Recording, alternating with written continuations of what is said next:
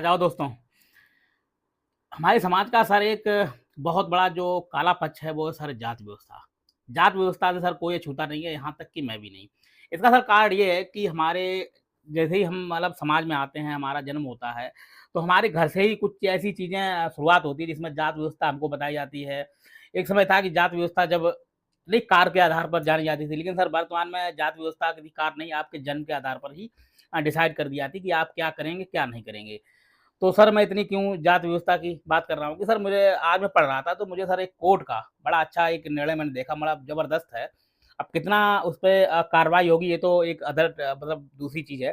तो साहब जो हमारा उच्च न्यायालय है इलाहाबाद का, उसने सर मतलब आदेश दिया कि पुलिस प्रशासन में पहली तो जो भी एफआईआर होती है, उसमें जाति जो उपनाम होते हैं, उनको हटाया जाए। आप जानते हैं कि सर जात व्यवस्था के नाम पर कहीं न कहीं सरकारी कार्यालयों में सच में डिस्क्रिमिनेशन होता है। इसमें कोई दो राय नहीं कि मैं भी कार्यालय में मतलब हूँ, तो मुझे पता है कि कहीं न कहीं जात व्यवस्था के नाम पर आपके स्थानांतरण, आपका प्रमोशन और कुछ ऐसे पद होते हैं बहुत ही नहीं क्रीम पोस्ट बोलते हैं, उन पे बैठालना।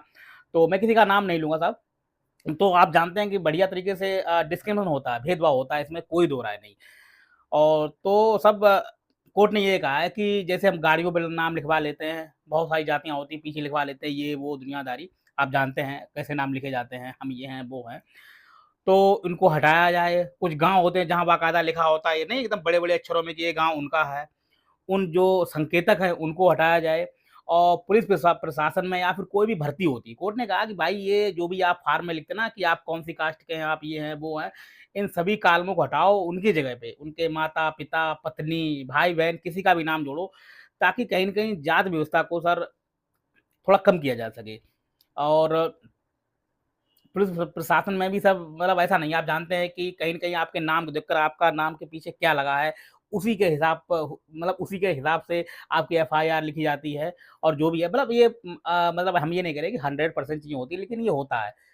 इसे कोई ऐसा डिनाई नहीं कर सकता, कोई भी कितना भी नैतिकतावादी बन जाए, कहे कि नहीं यार ऐसा नहीं होता है। तो सर चाहे कोई वो उच्च अधिकारी क्यों ना हो, उसके दिमाग में ये चीज़ भरी होती है। यहाँ तक हमने बोला ना कि मैं भी और इसका कारण सर वही है कि हमारे शुरुआत से ही समाज में, घर से ही हमारी संस्थाओं में ये चीज़ बताई जाती है कि ये जात व्यवस्था ये काम ये करेगी, तो इस हिसाब से।